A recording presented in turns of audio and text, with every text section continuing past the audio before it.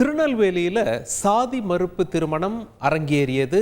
ஆனால் அடித்து நொறுக்கப்பட்டது அரசியல் கட்சி ஆபீஸ். முதல்ல அந்த காட்சிகளை பார்த்து விடுவோம், பிறகு தகவல்களை பார்த்து விடுவோம்.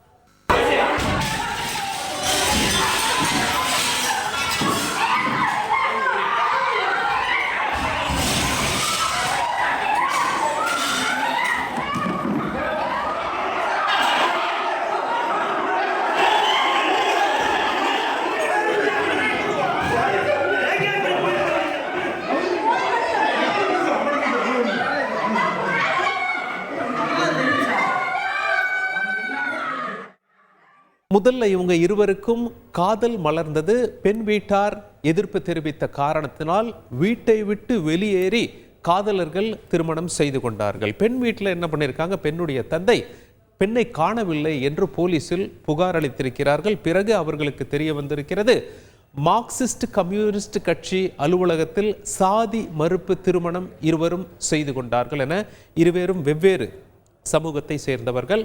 சுமார் 30 பேருடன் பெண் வீட்டார் அங்கு வருகை தந்து அந்த பெண்ணை அங்கிருந்து அழைத்து கொள்ள திட்டம் தீட்டியிருக்கிறார்கள்.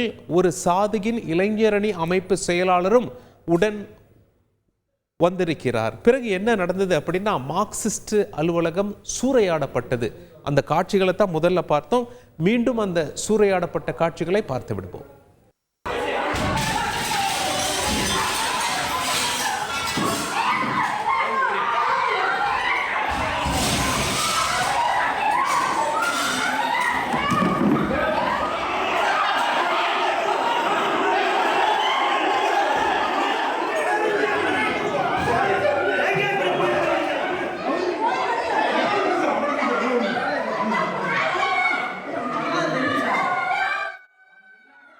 மார்க்சிஸ்ட் கம்யூனிஸ்ட் ஆபீஸில் இருந்த 3 பேருக்கு காயம் ஏற்பட்டுள்ளது. போலீசார் 9 பிரிவுகளின் கீழ் வழக்கு பதிவு செய்திருக்கிறார்கள்.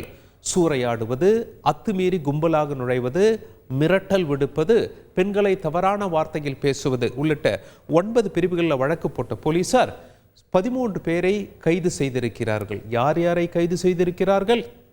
பெண்ணின் தந்தை, தாய், அண்ணன், அக்கா, தாய் மாமன், சித்தி, பாட்டி, பெரியம்மா மற்றும் உறவினர்கள். 11 பேரை சிறையில் அடைச்சிட்டாங்க. 2 பேரை மட்டும் ஜாமீன் கொடுத்து விடுதலை பண்ணிட்டாங்க. பாட்டி வயது மூப்பு காரணமாக.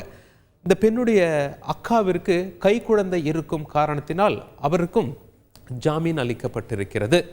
அரசியல் கட்சியினர் கடும் கண்டனம் தெரிவிச்சிருக்காங்க. இந்த மாதிரி ஒரு சம்பவம் அரங்கேறியதால், ஏன் அப்படின்னா அங்கு நடந்தது சாதி மறுப்பு திருமணம்.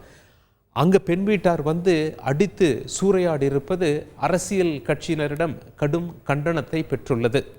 அதாவது யார் என்ன சொல்லியிருக்காங்க அப்படின்னு சொல்லிட்டு பார்ப்போம். இபிஎஸ் அவர்கள், சுயமரியாதை இயக்கம் தழைத்தோங்கிய தமிழ்நாட்டில் இன்றளவும் சாதிய தீண்டாமையால் இதுபோன்ற சம்பவங்கள் நிகழ்வது வேதனைக்குரியது என்று குறிப்பிட்டிருக்கிறார். அதே நேரத்தில் விடுதலை சிறுத்தைகள் கட்சியின் எம்பி திரு ரவிக்குமார் என்ன சொல்லியிருக்கார் அப்படின்னா, சிபிஐஎம் அலுவலகத்தில் மீது தாக்குதல் நடத்தப்பட்டிருப்பது தமிழ்நாட்டில் சாதி என்னும் நோய் எந்த அளவிற்கு வேரூன்றி இருக்கிறது என்பதற்கு உதாரணமாகும் அப்படின்னு சொல்லியிருக்காங்க. திரு வைகோ அவர்களும் கண்டனம் தெரிவித்தார். அரசியல் கட்சியினர் இதுபோன்ற ஒரு சம்பவம் அரங்கேறியதற்கு கடும் கண்டனம் தெரிவித்திருப்பது குறிப்பிடத்தக்கது. செய்திகளை உடனுக்குடன் தெரிந்து கொள்ள உடனே சப்ஸ்கிரைப் பண்ணுங்க.